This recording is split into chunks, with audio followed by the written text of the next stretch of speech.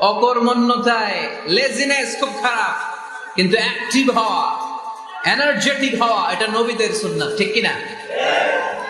তো এই আয়াতের মাধ্যমে আল্লাহ তাআলা গোটা বিশ্বের মানুষদেরকে কাজের প্রতি উৎসাহিত করেছেন। আল্লাহ বলেছেন, ফাইদা কুদিয়াতিস সালাতু ফান্তাশিরু ফিল আরদ আবতাগু মিন ফাদলিল্লাহ।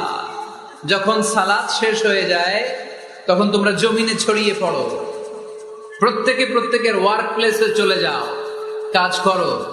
আবতাগু মিন ফাদলিল্লাহ, আর আল্লাহর দেয়া ফদল তালাশ করো, রিজিক তালাশ করো। মসজিদের ভিতরে রিজিক আছে? কথা কয় না। মসজিদে গেলে কি টাকা পাওয়া যায়? খাওয়া পাওয়া যায় না। খাবার উৎপন্ন করতে হয় মসজিদের বাইরে, এ জমিনে। মসজিদে গেলে রহমত পাওয়া যায়। মসজিদে গেলে কি পাওয়া যায়? এজন্য মসজিদে ঢোকার সময় আমরা কোন পা দিয়ে ঢুকি আর কি পড়ি? আল্লাহুম্মা আফতাহলি আবওয়াব